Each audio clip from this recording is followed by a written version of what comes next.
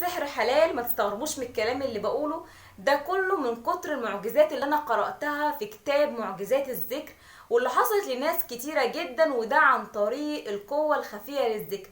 كل المعجزات دي قرأتها في كتاب اسمه معجزات الذكر للكاتب أحمد حسني. متأكدة إن شاء الله إن الفيديو هيعجبكم، بس ما تنسوش الاشتراك في القناة وتفعيل الجرس عشان يوصلكم كل جديد، ونشر الفيديو كده عشان نفيد بعض، لأن كل المعلومات اللي في الفيديو هتغير روح وأفكار ناس كتيرة جدا كانت يائسة أو كانت تعبانة من ظروف الحياة. واستنوني بقى بعد الفاصل.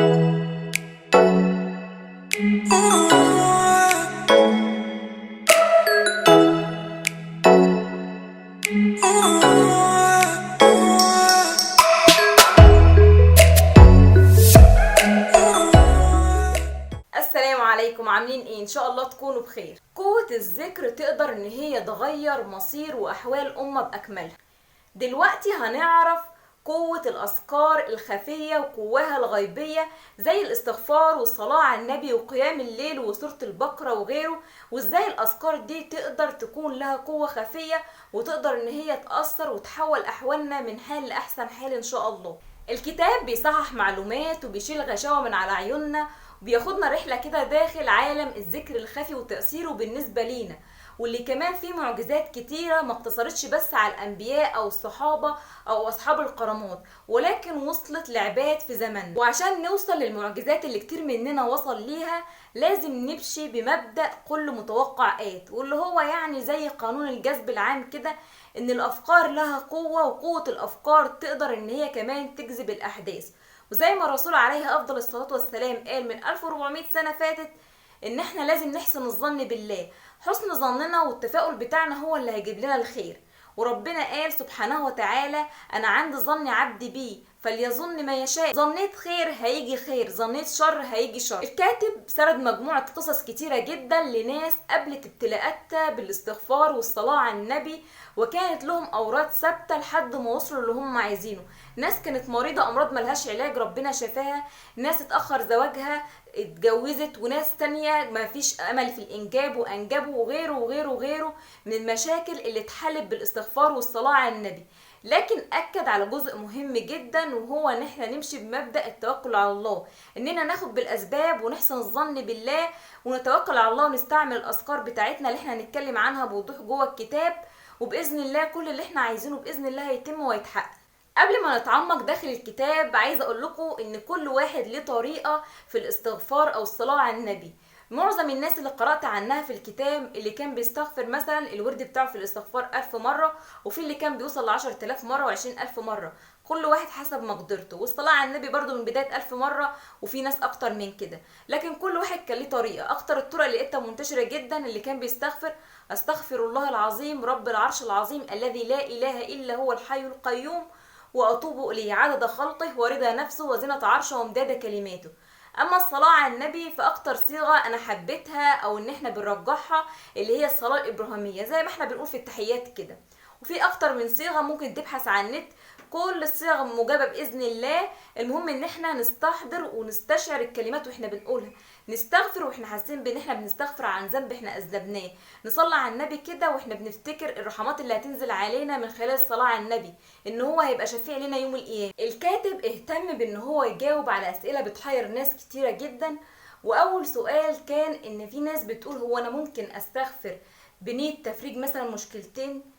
كانت اجابته ان ربنا كريم ورؤوف وعالم بينا، وان احنا نقدر نستغفر واحنا بنية ان ربنا يفرج علينا اكتر من مشكلة واثنين وثلاثة وعشرة. لان الرسول عليه افضل الصلاة والسلام قال: من لزم الاستغفار جعل الله له من كل هم فرج ومن كل ضيق مخرجا ورزقه من حيث لا يحتسب. ما قالش ضيق واحد بس، ده قال يعني اي هم عندك، لو عندك كمية هموم واستغفرت بنية ان ربنا يفرج عنك الهموم دي، بإذن الله ربنا يستجيب منك ويفرج همك بإذن الله. تاني سؤال، واللي هو ان في ناس بتستغفر كتير لكن ما بتبقاش مركزة في كل الاستغفار او كل الأذكار اللي هي بتقولها. هنا الإجابة كانت ان كل الذكر له أجر، ولكن العلماء قسموا الأجور لثلاث أقسام: أعلاهم أجر اللي هو باللسان وبالقلب، والأقل اللي هو بالقلب فقط، والأقل خالص اللي هو باللسان. وان شاء الله ربنا يتقبل مننا جميعا. السؤال الثالث وهو ان في عدد للاستغفار. في ناس بتقول: هو انا ممكن استغفر قد ايه؟ 100 مرة ولا 200 ولا 1000 ولا 2000؟ الاستغفار او الذكر ملهوش عدد، يعني كل ما انت هتزود في الاستغفار او في الذكر كل ما الطاقه الايجابيه تعلى جواك، كل ما يكون في استجابه لدعائك بشكل اسرع. انت بتشيل الذنوب من عندك وبتمحو حاجات من عندك كلها، بتخلي فيه صفاء كده في قلبك، وتخلي فيه قرب بينك وبين ربنا، وتخلي ان يكون دعائك مستجاب باذن الله. اما بقى السؤال الاخير وهو اللي فيه ناس بتسأل، هو ايه هي المدة اللي ما بين الاستغفار وتفريج الهم بتاعي؟ طبعا ما فيش مدة، يعني ده حسب اجتهادك وقربك من ربنا واستغفارك وكمان استجابة ربنا ليك. يعني ممكن ربنا يكون مأجل الحاجة دي او معين لك حاجة احسن زي ما احنا بنقول بالعامية، فانت ما تستعجلش، ممكن ربنا يكون بيأهلك لحاجة احسن قدام. قبل ما ننتقل للجزء الثاني وهو الصلاة على النبي او سحر الصلاة على الحبيب المصطفى، حابة اوضح لكم جزء وصى بيه الكاتب ان احنا نعمل كده يوجا للاستغفار.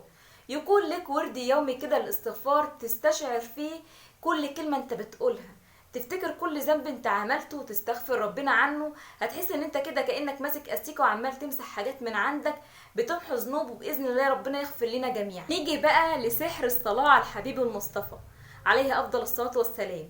من فضلها ان انت لو غرقان في ذنوب الدنيا ربنا يغفر لك ذنوبك، اكرام للرسول عليه افضل الصلاة والسلام. كمان ان الصلاة على النبي جزء من صلاة الناس على المتوفي، وده عشان هيبقى شفاعة ليه يوم القيامة حتى لو كان عاصي طول حياته ولكن محافظ على صلاته. كمان العلماء قالوا ان الصلاة على النبي ما بين الصلاة على النبي الأولى والصلاة على النبي التاني مرة دعوتك بإذن الله مستجابة، لأن ربنا يستحي إن هو يرد دعائك ما بين الصلاة على الحبيب المصطفى. كمان الصلاة على النبي بتبقى ختام كل صلاة احنا بنصليها سواء فرض أو سنة، وده عشان ربنا سبحانه وتعالى يتقبل صلاتنا. ناس كتيرة جدا انتقلت من الفقر للتيسير ومن المرض للشفاء، وده كله بفضل الصلاة على النبي عليه أفضل الصلاة والسلام. ولكن بأكد برضو ان احنا اول حاجة ناخد بالاسباب ونتوكل على الله ونحسن الظن بالله، وده كله باذن الله مع التزام الذكر هيتحقق كل اللي انتوا بتتمنوه. كمان الكاتب وصى بتحقيق او تنفيذ قانون يوجا الصلاة على الحبيب المصطفى، وهي كده ان انت تحدد ورد في اليوم كده للصلاة على النبي، والورد ده وانت كل صلاة على النبي تستشعر كده كم الرحمات اللي هتنزل عليك. كمان تفكر في الامنيات اللي نفسك تتحقق وتخيل كده انها اتحققت. فكر في يوم القيامة وهو هيبقى الشفيع ليك. كمان نبهنا ان احنا ما بين عدد معين من الصلاة على النبي، ولنفترض مثلا انت هتصلي على النبي 1000 مرة النهاردة، ال500 الاولين كده وتبطل كده وتفضل تدعي الدعوات اللي نفسك فيها، وتكمل ال500 التانيين، وباذن الله باذن الله دعائك مش هيبقى مردود، وربنا يحقق للجميع كل ما يتمنوه. انتقل بعد كده لسحر سورة البقرة وتأثيرها الجميل واللي كلنا عارفينه ومش محتاجة كلام. أغزاها بركة وتركها حسرة ولا يستطيعها البطلة اللي هم السحرة.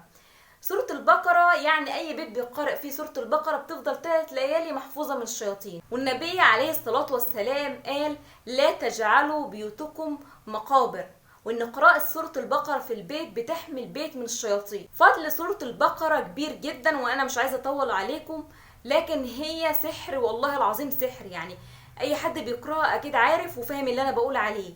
وسورة البقرة قراءتها مش هتاخد منك يعني اكتر من 50 دقيقة، وشوف بقى كده امورك هتبقى عاملة ازاي. كمان اتكلم عن كنز من كنوز الجنة وهو لا حول ولا قوة الا بالله العلي العظيم. ده بس انت تقولها كده هتحس ان انت نفسك مرتاحة كده وعايز تقررها، تحس ان في هم بيشيل من على القلب. ودي طبعا مش محتاجة كلام، اكيد هيبقى في يوجا كده تقعد فيها مع نفسك وتردد فيها الكنز من كنوز الجنة ده.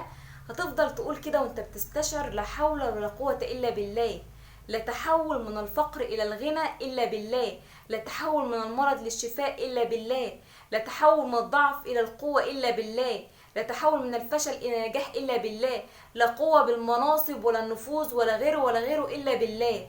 هتحسها كده جواك، هتحس باطمئنان وتحس نفسك مرتاحة ان كل شيء بإرادة ربنا، انت بتفوض امرك لله اللي هو لا حول ولا قوة الا بيه. طبعا الكاتب بيتكلم عن قصص كتيرة جدا لناس استعانت بذكر لا حول ولا قوة الا بالله وربنا من عليهم بالتيسير في الرزق، وربنا فرج همومهم، واللي كان مريض ربنا شفاه، واللي ما انجبتش ربنا رزقها بالذرية الصالحة، وغيره وغيره من القصص.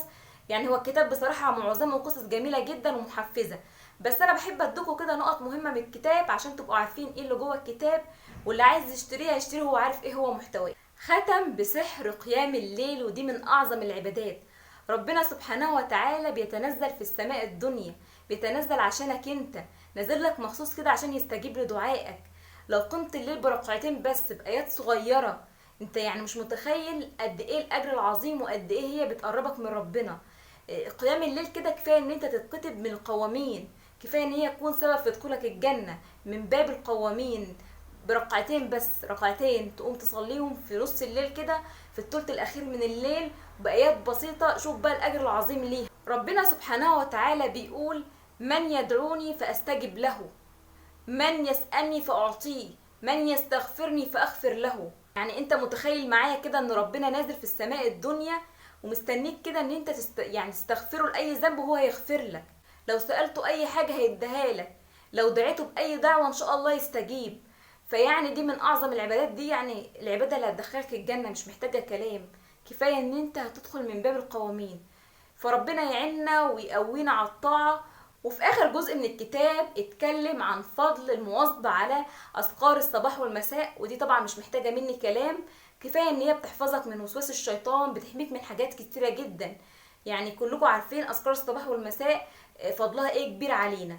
فأتمنى الفيديو يكون عجبكم. أنا حبيت ان أنا أختصر وما اتكلمش في تفاصيل كتير، جبت لكم النقاط المهمة اللي في الكتاب، واتمنى ان انتم تكونوا استفدتوا. وما تنسوش تدعيم القناه بالاشتراك وتفعيل الجرس عشان يوصلكم كل جديد. مع السلامه.